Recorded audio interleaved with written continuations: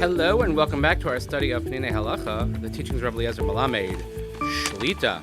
We hope everyone had an enjoyable Shabbos and a restful weekend. We begin a new week of learning. Please continue davening for Chalei Tzva Haganah Yisrael, Refuah Shlema L'Chol P'tuei Yisrael, safe return of our hostages.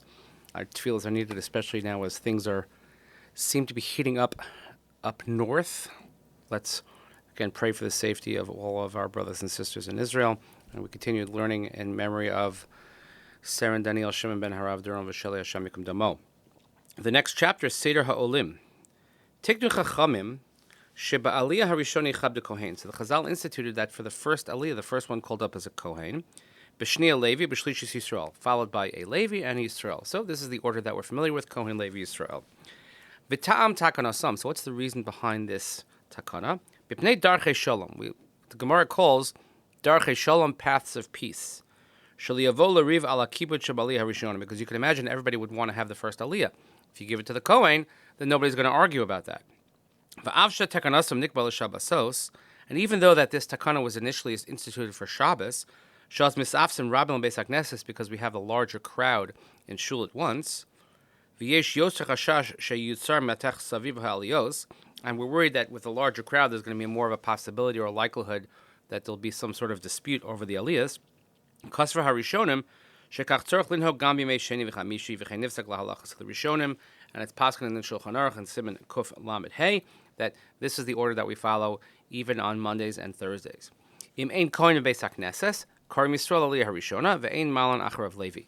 If there is no kohen in the shul, then you don't have to call the Levi. He says, Rav Malamed paskins, you can call a Yisrael, you should call a Yisrael, and you don't call a Levi after that. He quotes in the parentheses here that, according to the Ramah and the Beis Yosef, that Efshel lahalos Levi l'rishon.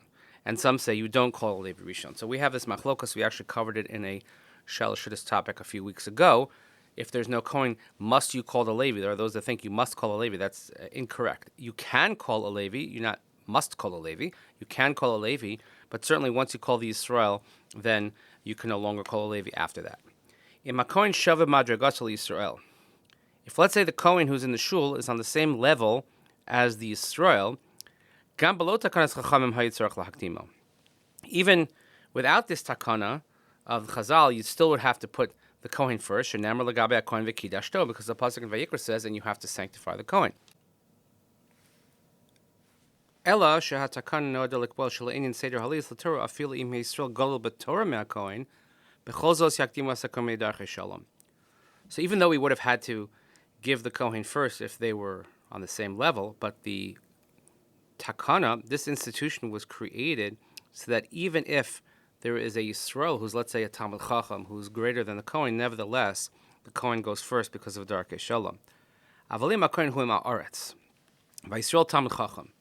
But let's say the Kohen is completely ignorant. They call an Amaretz. And the Yisrael is the Gadol Ador. So the Rishonim here have a machlokas. According to the Rashba, we call the Yisrael first because he's a Talmid Chacham. Uladas Rav Amram Gon, Rav Natrunoi Gon, V'od Kam Rishonim, Afilu Yom HaKohen Hu Amaretz, L'inyan Ali L'Torah Yish L'Aktim L'Talmid Chacham HaYisrael.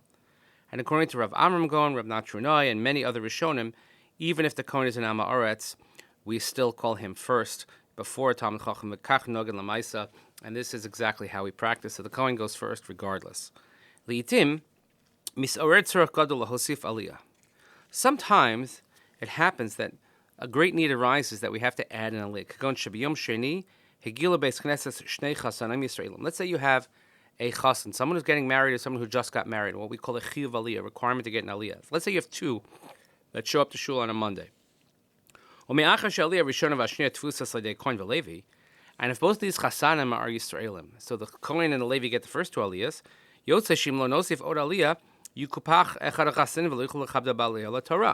we only have three aliyahs, and there are two chasanim, so if I give it to one, then the other one doesn't get the aliyah, so what should I do?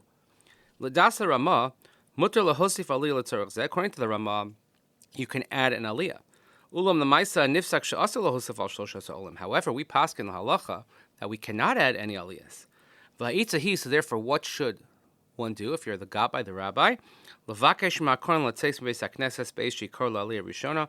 We ask the kohanim to politely exit the shul before we call up the first aliyah. V'kivin shlo yeh Hashem kohen, and since there's no kohen there, ya'alu Yisrael la'aliyah rishona. Therefore, the Yisrael can get the first aliyah. V'kachichu lahalos shnei hachasanim, and this way both chasanim can do so. So, just I could tell you, practically speaking, this will happen. Let's say there are 2 yard sites taking place, but also it's important to develop a rapport with the kohanim so that they understand this halacha, because if they're not familiar and you just ask them, oh, can you step out, please, they might get insulted. But if they understand why this on occasion has to happen, it'll go a long way in smoothing things over and preventing any sort of machlokas. There should never, ever in shul be a machlokas over who gets an aliyah, who doesn't get an aliyah. So we try our very best. So in our shul, let's say in the morning minyan, when we have a number of kohanim, sometimes mysteriously they all get phone calls right before Torah reading, and they have to step out. Funny how that happens. But again, they all understand, and also it's important to be menschlich about it. And Baruch Hashem, in our shul, the kohanim, the Leviim, and the Yisrael are all menschlich when it comes to sharing aliyahs, sharing the amud, etc., which could be a source of great consternation in many shuls, unfortunately. But we try our very best, and we live and we love. Well, thanks so much for joining us again this week. Please continue davening for Chali Tzvah Israel, for Shalom L'chol P'tzvei Israel, safe return of our hostages, dedicating our learning to Nishmat, Sarah and Daniel Shimon, Rav Duran Vasheli, Shem Damo. Thanks so much for joining. We'll see you here next time. Have a great day.